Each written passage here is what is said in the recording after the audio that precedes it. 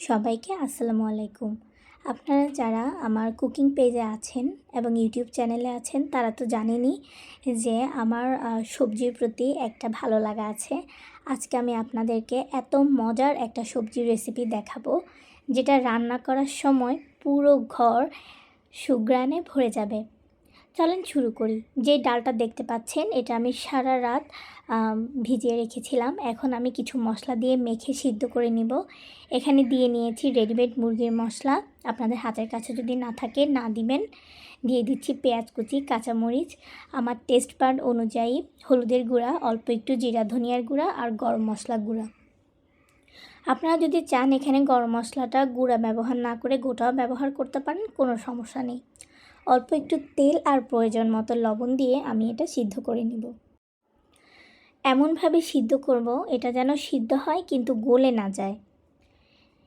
এর ফাঁকে আমি কিছু সবজি কেটে নিয়েছি। আমি ব্যবহার করেছি পটল, চিচিঙ্গা, গাজর, বরবটি, আর এখানে সাদা সবজিগুলোর মধ্যে রয়েছে পেঁপে আর চাল কুমড়ো কুচি আর আলু। যেই সবজিগুলো হতে বেশি সময় লাগে সেগুলোকে আমি আগে ভেজে নিব। আপনাদের এই সবজিটা করতে বারবার করে সবজি ভেজে নিতে হবে, আর তাতেই কিন্তু সবজির টেস্টটা অনেক বেড়ে যাবে। প্রথমে চাল কুমড়া আর পেঁপেটা খুব সুন্দর করে ভেজে প্রায় 5 মিনিটের মতো ভেজে এরপর আমি আলু অ্যাড করেছি এবং দিয়ে দিয়েছি শুধু এইটুকু সবজির জন্য হলুদ আর প্রয়োজন মতো লবণ, এবং সবজিটাকে আমি প্রায় 80% মতো সিদ্ধ করে তুলে নিব। আমি কিন্তু প্রথমেই তেলটা একটু বাড়িয়ে দিয়েছিলাম যাতে একই তেলে আমি পুরো রান্নাটা কমপ্লিট করে ফেলতে পারি। সবজিগুলো তুলে নেওয়ার পরে অপেক্ষাকৃত দ্রুত যে সবজিগুলো হয়ে যাবে সেগুলো আমি ভেজে নিব। এখানে আমি চিচিঙ্গা, পটল, গাজর, তারপর আপনার বরবটি এগুলা দিয়ে আবারও প্রয়োজন মতো লবণ হলুদ দিয়ে আমি ভেজে নিচ্ছি।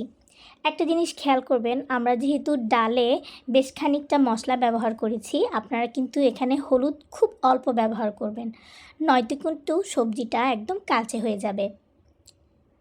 এগুলোকেও খুব সুন্দর করে প্রায় 80%-এর মতো ভেজে আমি প্রথমে যে সবজিগুলো ভেজে নিয়েছিলাম সেগুলো একসাথে করে ভেজে নিব।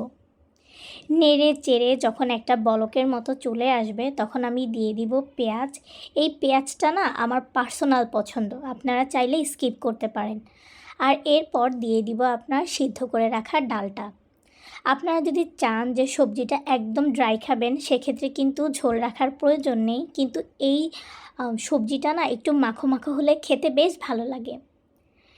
এগুলো ভালো করে একসাথে সিদ্ধ হতে হতে আমি বাগার দেওয়ার জন্য পেঁয়াজ আর রসুনটা তৈরি করে নিচ্ছি।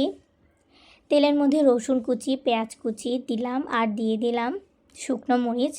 এগুলোকে ভেজে যখন 50%-এর মতো ভাজা হয়ে যাবে দিয়ে দিব পাঁচফোড়ন। এই সবজিটাতে মেইন ফ্লেভার আনে কিন্তু এই পাঁচফোড়নটা, অবশ্যই দিবেন, স্কিপ করবেন না। বাস ফুটন্ত সবজিতে পাঁচফোড়ন দেয়া এই বাগারটা যখন দিয়ে দেবেন আপনি দেখবেন যে এত সুন্দর একটা ফ্লেভার আসছে, আপনার মন চাইবে যে আপনি চুলা থেকে উঠিয়ে একটু খেয়ে নেন। বাগার দেওয়ার পরে কিন্তু আপনি চুলাটা জ্বালিয়ে রাখবেন না, ইমিডিয়েটলি চুলাটা বন্ধ করে শুধু নেড়েচেড়ে মিশিয়ে দিবেন আর সাথে দিয়ে দিবেন ধনিয়া পাতা। চুলা বন্ধ করেই দিবেন, যেটুকু গরম আছে তাতেই কিন্তু ধনিয়া পাতাটা সেদ্ধ হয়ে যাবে। বাস রেডি হয়ে গেল আমার মজাদার সবজি। বাসায় অবশ্যই ট্রাই করবেন আর আমাকে জানাবেন কেমন হয়েছে। টাটা।